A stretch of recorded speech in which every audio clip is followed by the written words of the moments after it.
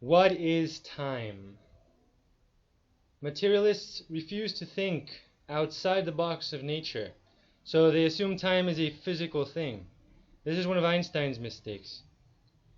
Time is events succession. An event is when something happens, of course. So as long as something exists, there are events. Therefore, if there is existence, there is time. I already proved nature began to exist by at least one mind so far in the series. So there was an event, eternity, in which mind existed prior to nature. So time existed before nature, which means that time is not physical. It's not natural, but metaphysical, spiritual. Again, it is impossible for the free-thinking mind to be totally predetermined in slavery to the tyranny of laws of nature, as if it were a domino in a domino chain. A free thinker is not bound like a domino. The mind can be influenced, but not forced. Some atheists deny that the mind is free to think. I tell them then that they discredit themselves, since I debate only with people who can think. Nature made me cheat on you, babe. Don't blame me for this. I can't think. Loyalty is an outdated concept. We are just animals. YOLO! I fucking love being an atheist. Animals have orgies, so I can too. Animals eat shit. Oh wait, never mind. I thought you loved me. It was the password to your pussy. You fell for it, laughing my ass off. How can you do this to me? I didn't do it. Nature did. Blame physics. Science proves it because they say so. Don't question authority. They're perfect. Be gullible. It makes fitting in easier. It's the atheist way. Love is like a fart, just chemicals. Most atheists are men, so we're smarter. Hey, stop going there. That's a bad hood. That's the Sharia no-go zone. Men are manly over there. They don't tolerate shit from their hoes. I secretly admire that. Why are you pulling away?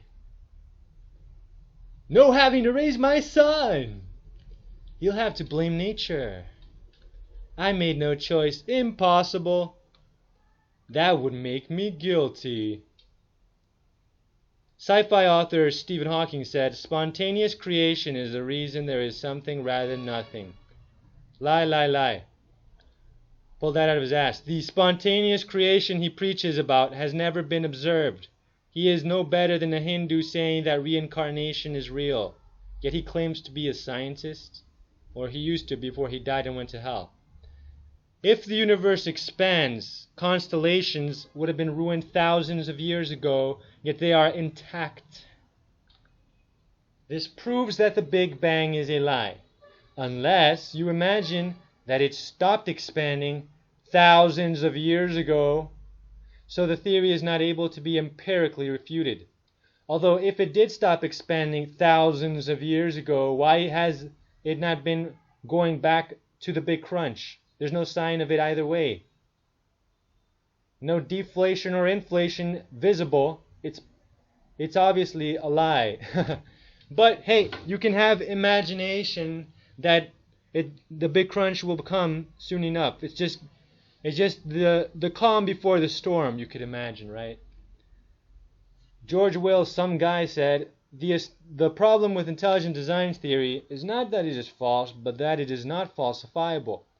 Not being susceptible to contradicting evidence, it is not a testable hypothesis. Hence, it is not a scientific but a creedal tenet, a matter of faith, unsuited to a public school science curriculum. So, if it can be proven wrong by physical means, then it is not science. Well, the Big Bang story is not empirically refutable, so it is a creedal tenet. The Big Bang story is not empirically refutable, so it is not scientific. The Big Bang story is not empirically refutable, so it is a matter of faith, atheists. It isn't empirically refutable, so it is unsuitable to a public school science curriculum. I remember in high school, they taught me the Big Bang. They gave no proof, so I didn't accept that shit. At the time, I didn't know about what I know now. And yet I knew better than to succumb to their lies. Why? Because I was a Christian, but people around me, they stood for nothing, so they fell for anything, even the stupid time exploded myth. So do you see their double standards?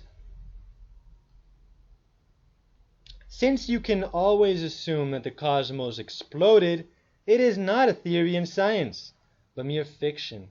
And in the same boat as sci-fi like Metroid, which is cool and more interesting.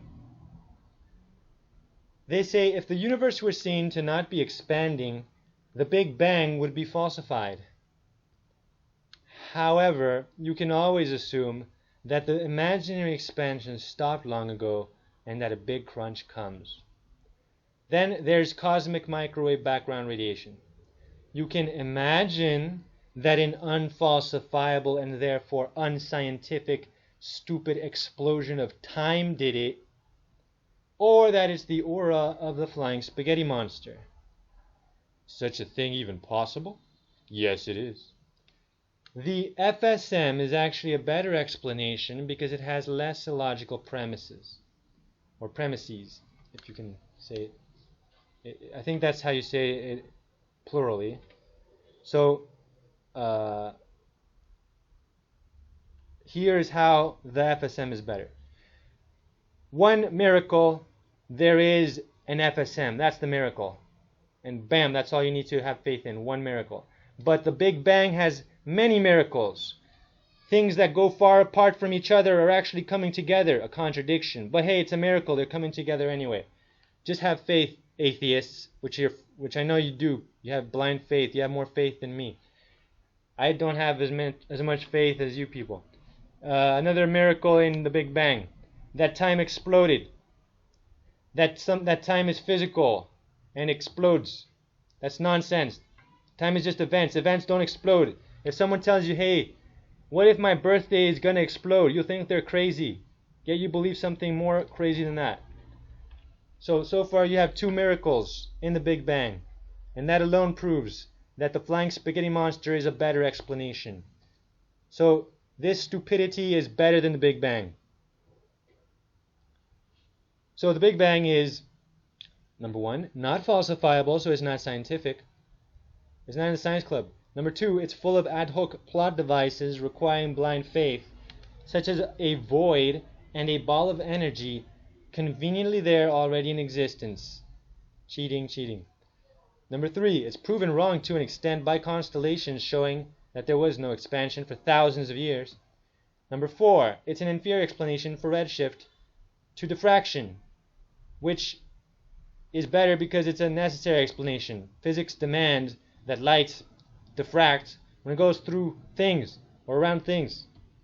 And number five, the Big Bang is logically, not empirically refuted, and that time cannot explode, as I proved earlier in this chapter. And number six, it's an inferior explanation for CMB compared to the FSM because you have to have more blind faith and more miracles. Verdict, it's stupid shit. Stephen Hawking, sci-fi author, dead in hell now, said, it is reasonable to ask who or what created the universe.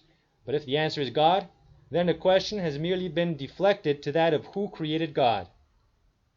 I remember in high school an atheist asked me that, and another, overhearing, laughed as if it were the perfect argument. It's not.